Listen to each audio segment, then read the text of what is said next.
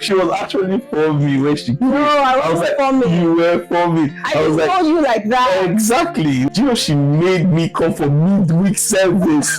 Like, I broke my defenses. He already told me, you know what? I'm going to marry you. And I'm like, Yimu. I was definitely not the cooking type. As a man, I had to give her bars. Ah! The red flags. I called her last. Honestly. She should call me next. You made me beat you. It's your fault I cheated on you. If you have any doubt in your relationship, like for one reason you feel should I or should I not, then maybe you shouldn't.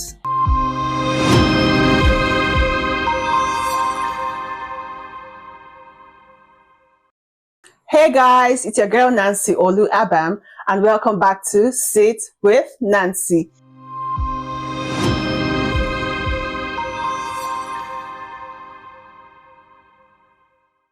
Today I have a very interesting guest, someone very special to me, no other than my husband. Please welcome Dr. Fubara Abam. Woo! The one and only lead engineering consultant.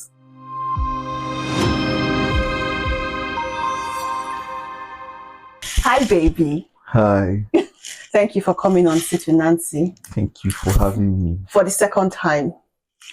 Yeah, actually the first time we were not married then, so. Oh, that's true. So this is your first time as my husband on Sit with Nancy. Wow. Yeah. I literally dragged him here. Like, he dreads situations like this, but yeah. Thanks, baby. No problem. Okay, so today we are going to be discussing how to know he or she is the one based off of our experiences. We are going to start with how we met. So babe, how do we meet? We actually met in church. Yeah. Funny. Yeah. For a person that doesn't go to church, I mean. Yeah. And you know what? That was his first time at church after like 2 years after COVID. He had not been to church in 2 years. So that was his first time at church. You know, coming to meet like a Jesus baby. Oh, yeah, right.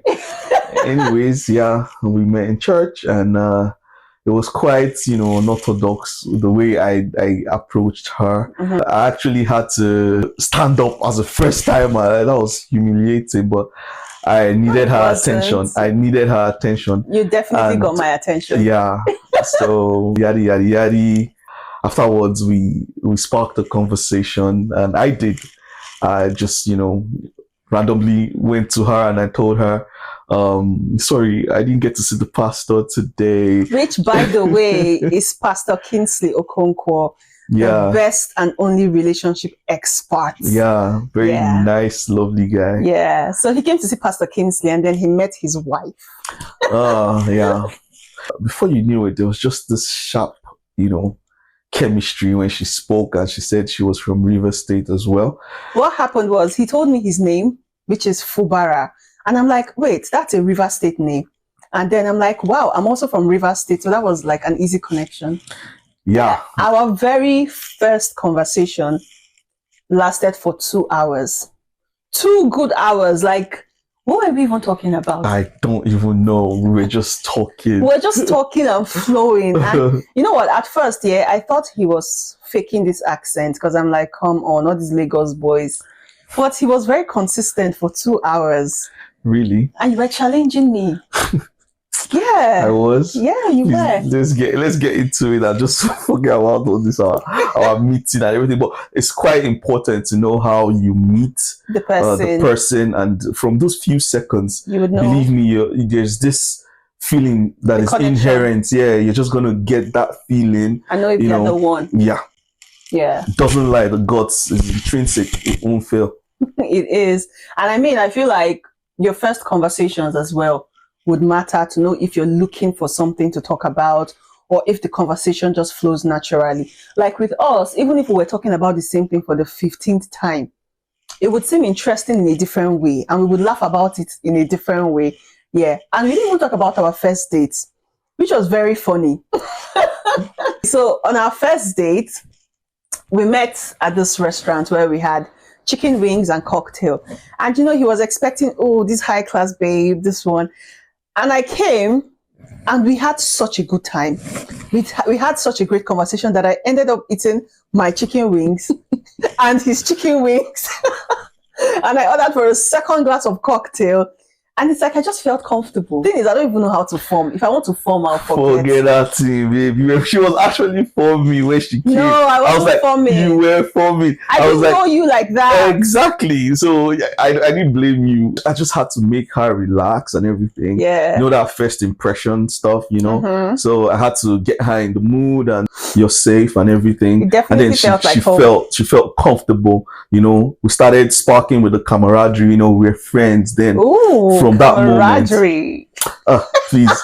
So we were friends at that moment, and you know, yeah, we were. We just kept going. We couldn't even stop. Let's move on to chemistry, right? Like I feel like our chemistry was so on point. It's like every single time I saw him, I wanted to smile or laugh. I don't even know what you were doing to me. Every single time we had like a date, there was just this spark. See, guys, I'm a very serious person in life. Do you understand? I don't joke around for any reason or anything. But you always made me play like I'm a 5-year-old. You know, there's something that just you have to ease up on, you know, that relationship. You know, she was very serious, you know, this kind of people that you can't just play with at all. No, you can't. She was stern, you know. Yeah, I was a bit uptight. Once you say, I beg go Joe with your big head, she loses like, it. Why do you call me big head? Exactly. So I had to bring her down from that high horse. Like, yo, life is we live only once. It's not that serious. So I love you doesn't really mean if I joke with you, you're gonna take it really that serious or personal. I don't really mean it. But if we're going to be together for the rest of our life, like you should be able to take a joke, like just you should take it. Yeah, it's not that deep. You get. So that's another thing to. I feel like that's another thing to know when he or she is the one. When they are able to. Well, first of all, when your chemistry is strong and you're able to maybe meet each other at the middle. Because then I had to like chill a bit, and now I can take a joke, not just from him, from some of my friends as well. And trust me, I can dish a joke back out. Breaking boundaries. When we first met, there were some boundaries that were really shattered. What would you say? What were some boundaries you broke for me? Okay, first off, I'm this kind of guy that, you know, I'm a guy. I don't like to spend a night in a woman's place, you know, but when I met her, it was my mom is going to watch quite this. different, you know. I know you were spending nights in my house. Exactly. I was spending the night in her place like it was nothing. And it felt so natural, and I couldn't even help myself. She would come over, I would go over, and it's not just that. Also, I hadn't been to church for like 2 years. Do you know she made me come for midweek service? Like I broke my defenses. Like you see me running to church after work. Like going to church, I'll sit down there. They would preach and pray, and I'll be like, "Oh my God!" Because of this girl. It was fantastic. Because you know when he first of all, you met me at church, so you be ready to keep up that energy, right? So every single time he called me, I'm like, if you want to see me, you can come for midweek service. That's where I'll be after church. And he came, and he introduced himself to my pastors and my HOD. For me, that was the moment I knew that he was the one, because he wasn't shy to show me off. He was already posting me up on Instagram, and I'm like, this guy, chill. Like, we just started talking. He would introduce me to his friends and his family over the phone. He already told me, you know what, I'm going to marry you. And I'm like, Yimu. After we became close, we were sort of inseparable. And we spent almost every day together, going somewhere or doing How about something. you? You also broke some boundaries for me. I definitely broke some boundaries, guys. I don't like cooking. I don't like cooking. But she was all like, don't even think I'm going to go to buy anything from any market or go to the kitchen for you until there's a ring in my finger. You better put a ring on it. Give Auntie 2 weeks. 2 weeks. Auntie was running to the market. But there was a reason why. I was running to the market. He was looking for someone who would cook for him. And he was paying me like 10 times the amount. to cook. So So you were ripping me off. steady rip off. So it's like, aside my job, cooking for him was almost like another job. Do you understand? And every single time I cooked, it was interesting to see him enjoy the food. Yeah. And I'll always have extra food in the house for me and my sisters. And I was eating healthier. I knew what I was eating. So it was good for me as well. And I didn't even realize, but I was definitely not the cooking type. Like, if you want that wifey treatment, you better put a ring on it. But Yeah, but it's really, really important. Like, when you know somebody's there for you, I'm not saying it's the best, but seriously, there has to be a little bit of breaking of boundaries, like, you know, coming you're going to go away from that your comfort zone to just make that person feel like, okay, this is home. I can do this for you. Make them happy, Exactly. make them comfortable. Exactly. It's all about sacrifice. It's important. If you ask me, yeah, it's all about sacrifice. And it's also a defining moment. You're going to actually, this person can do this for me. Yeah. Things that this person doesn't want to do at all. And you're just going to hold that person on high esteem. Trust me. Oh, babe, did you enjoy my meals, by the way? Scatter. So how are the meals going? How are the meals going Man, till now? seriously, till now I'm like, oh man, still mind blowing, man. I'm still mind blown by myself. Like, people see me and they're like, oh, babe, yeah, she actually blondie. looks like a bloody that doesn't know how to do it. She's the opposite of that. Don't judge a book by its cover, guys. Yeah. Experiencing quarrels and fights. How did you deal with our quarrels and fights? Oh, trust me, yeah.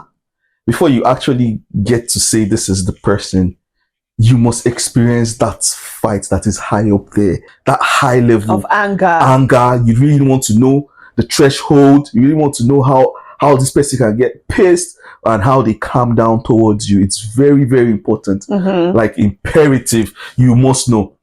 So when I met my wife and she gave me that bass, I say, oh, this is hot. This is hot. But you know what? As a man, I had to give her bass. So that everything will normalize. But honestly, was this so that everything normalized? No, wasn't that putting kerosene on top fire? You know what? You know, sometimes women, you guys, you know what you want, but you want a guy that kind of, when his authority, his voice says this, you kind of want to be like submissive to him. If your voice is higher than my own in the house, how is it going to work? I understand that, yes, women love men in authority, yeah. But there are also times when, I mean, you just chill. Like me, if I get really upset, I don't like confrontations. I don't like to shout and argue. Before you can get me to that point, you must have done something really bad that gets me there, or you're pushing me. But for me, I would ignore you and almost treat you like you don't exist. You would almost, if you're in the same space, you probably be like a piece of furniture to me. Yeah, but I can't do that with him, especially when we are married or even when we were dating. I couldn't do that. But the aim is to find a common ground, you know? Yeah. You have to understand yourself. You have to make sure you have that intense quarrel and then watch how you guys grow past it. Yeah. Because if you can't grow past it, you're stuck, you're stagnant. And you're there. And you would always have like animosity towards each other. A very bitter relationship. Yeah. And you may end up even losing out at the end of the day. And I don't think quarrels are not necessity. They are necessary for your relationship to stand strong. Yeah. So embrace them. Embrace the quarrel with love and try to manage and move past it. That's the most important thing. Definitely easier said than done. So because there are times I just want to like kill me. Just want to kill you. Yeah, well, look at me now. Yeah. Yeah. But yeah, that's another way to know if he or she is the one. Are you able to push past that argument and reset? Go back to loving this person like nothing ever happened. It's normal to maybe go back and talk about the problems, bring past issues up, but let it not be in your mind or in your heart, or let it not affect the next decision you're making towards that person, because love should truly, truly stand the test of time and a lot of fights as well. Supersede, yeah. Babe, you and the big ones. There are some red flags. Yeah. There are some red signs you would see before you guys start even dating, you know. So babe, what do you think could be one of them? This particular reason is the most important of all, I would say, the red flags. You have to identify them, you know, spend your time watching out for them and see how you can mitigate these issues. You can't mitigate them per se because it's coming from the other person and you're noticing it, so you can't take it away. And you can't really change people. Exactly. You can't change. Don't think in your mind for 1 second that you can change someone. Someone changes if they want to be changed. Exactly. Or if you're that important to them, they will make those changes. So there are different examples. You want to go give them an example? Yeah, I feel like you know this situation where you just started dating a guy or a girl and you're looking for who will call each other first. Like the moment you get to that point in your relationship, it's already toxic. Funny enough, it's not really healthy. It never happened between us. There was no time where it was like, I called you, you didn't call me for like 3 hours. What were you doing? And then I was the last person to call you. Or you were online and you didn't call me, I saw you. Yeah, there was nothing like that. No narcissistic behavior or any of that. It's like if I missed him so much, I would call him. Straight up. If he misses me, he would call me.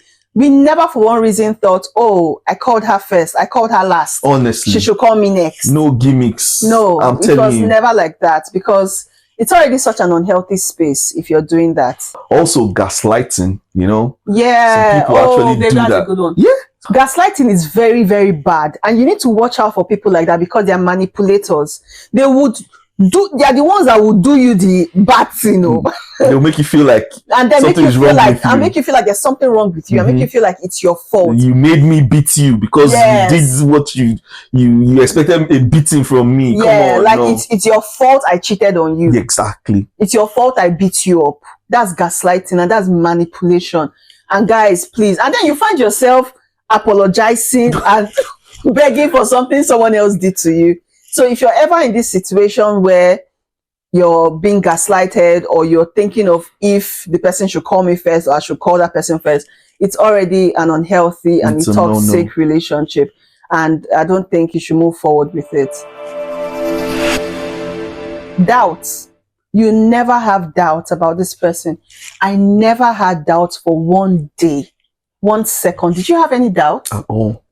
Like, he knew he was going to get married to me, like few days or few weeks, I don't know, after he met me.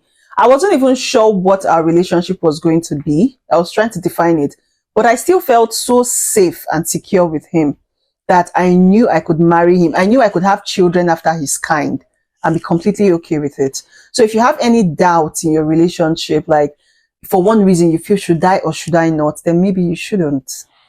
Just maybe you shouldn't. True. Yeah, you need to feel 100% safe in your relationships. Is there any other thing you would like to go for? How to know if he or she's the one before we come to the end of this very, very interesting vlog? I'll just rest my case by saying at the end of the day, you know, you can't know everything. You can't know it all, but this is just a guide for you to just go through and just know what it feels like when you want to get that perfect person, or when you feel like this person is the person for me. It's usually this kind of trends, you know. Oh my goodness, babe.